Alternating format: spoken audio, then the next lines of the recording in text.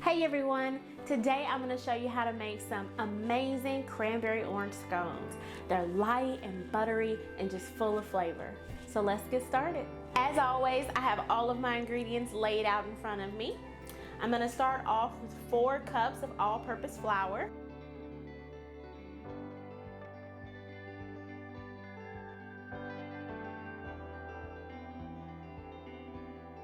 To that, I'm going to add 2 teaspoons of baking powder.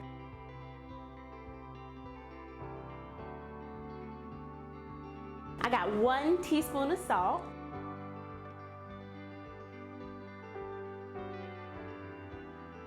One-fourth cup of sugar.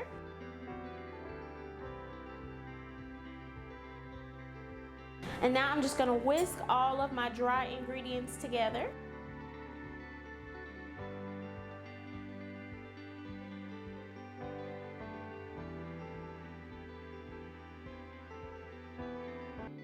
That's good. I'm going to set this aside and start on my wet ingredients. Here I've got 3/4 cup of whole milk.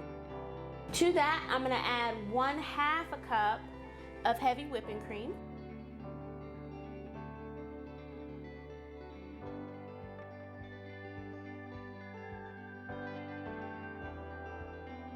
I'm also going to add 2 whole eggs.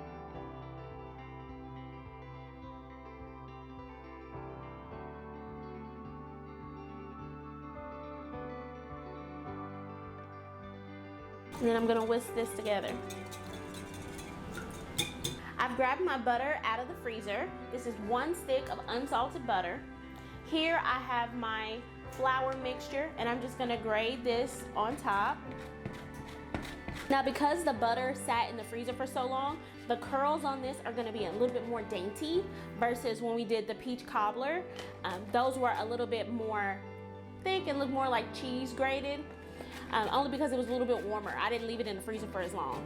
This is going to make sure that we have lots of little bits of butter throughout the entire scone. About halfway through, I'm going to toss this with a little flour so that my butter doesn't stick to itself. There's nothing worse than when you do all of this effort to grate this and then it sticks together anyway in a giant lump mound of shredded butter.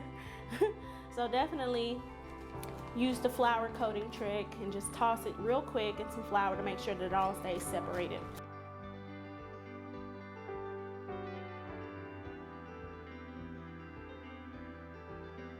Alright, now that I've got all of my butter done, very quickly, because now we are working on a little bit of a time limit, I'm going to go ahead and add my orange zest. This is the zest of 8 oranges, and I'm also going to go ahead and add my cranberries as well.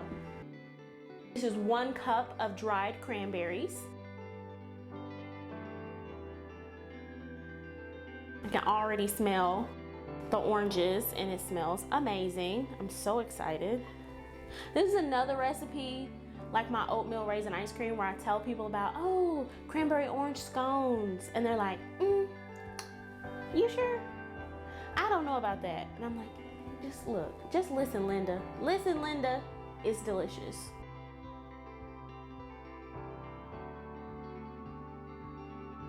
You just want to make sure that's a nice even mix so you get a little bit of orange and a little bit of cranberry spread out. Now I'm going to make a little well. Now it's time to add my wet ingredients.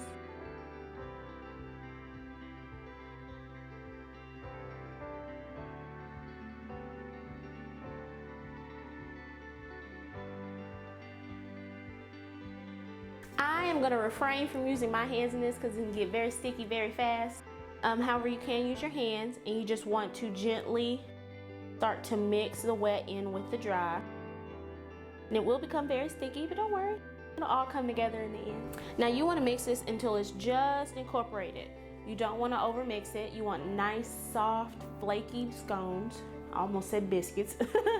You want nice, soft, flaky scones. I just got a little pocket of flour down here on the bottom that I need to get incorporated with the rest.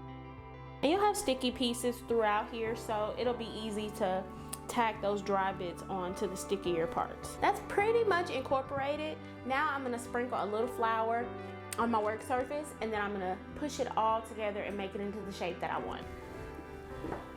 Dump it out on top.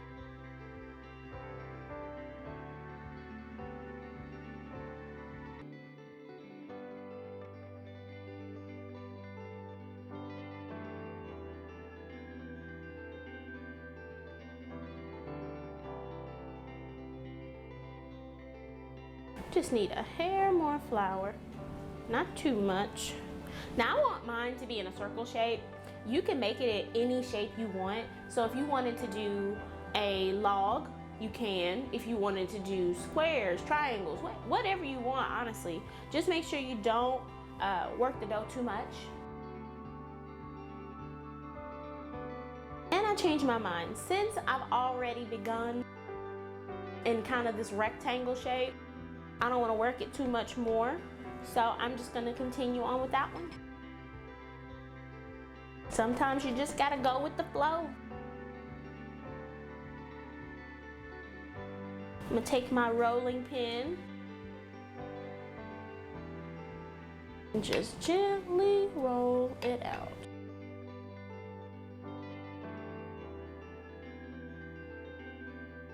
You don't want your scones to be too thin.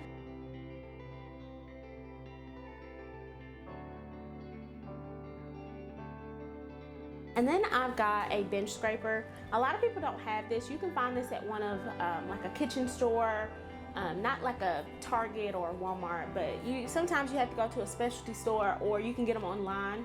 I actually got this one in culinary school, but you just want to line up and straighten up those edges to give you a nice rectangle or shape to work with, depending on what shape you're doing. And here I'm just pressing my hand down on it to hold it in place as I plump up the edges. Make sure that they're good and straight. You can also take this time if you have any low spots on your dough where you can even those out and make sure everybody's good and in regulation to what your standards are. All right, now this looks beautiful. Now it's time to cut it. Take a little extra flour and just tap that on my bench scraper, or you can use a knife. Be careful though.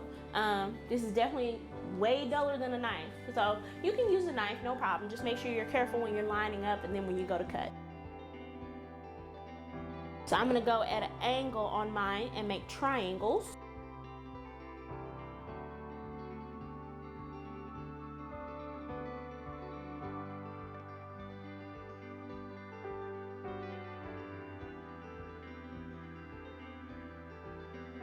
Get a little bit more flour, and the flour helps keep the dough from sticking to your bench scraper or your knife, and it'll just make it a little bit easier to continue on.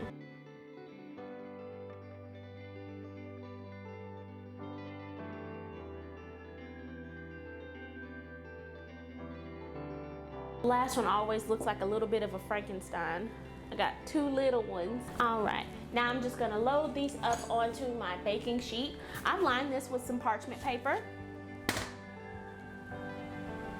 And I'm just gonna gently put all of these on there.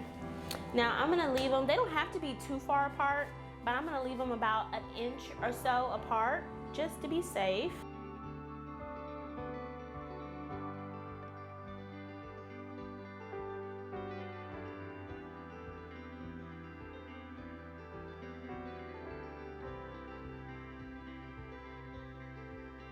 And my family meal piece. I'm definitely gonna try that one first. For anybody who doesn't know what family meal is, that term, it's what you use in restaurants when you have a meal together as a staff before dinner service. So, or if you have stuff like this, like when I worked at a restaurant, I would sit this to the side and people in the kitchen, if you were hungry, you would just grab this and it would be called family meal.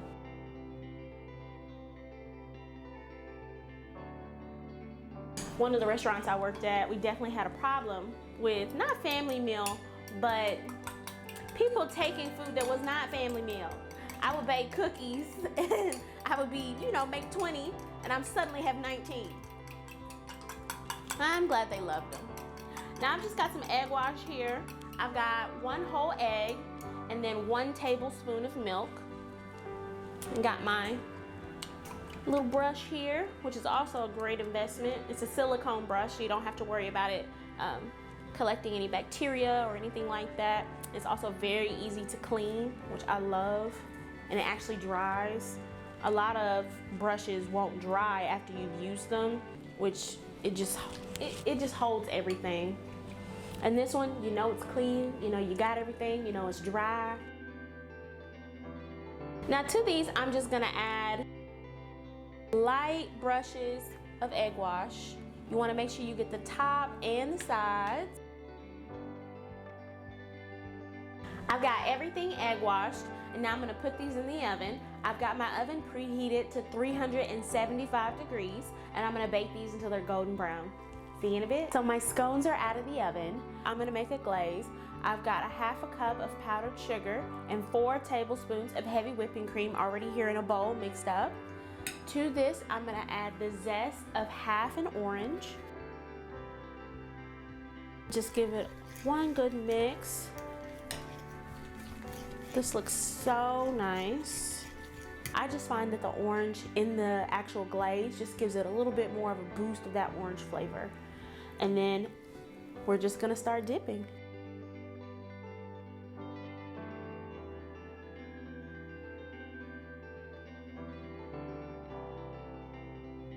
Oh yeah, that looks really good. And you just wanna lightly coat the top. Now these scones are still hot, so the glaze is going to thin out a little bit more because they're warm, and that's okay. They'll just add a little bit more goodness onto the sides. Now when you're doing that, you just want to lightly dip them in. You don't want to like scoop any of the glaze out. You don't want too much glaze. You just want just enough to coat the top.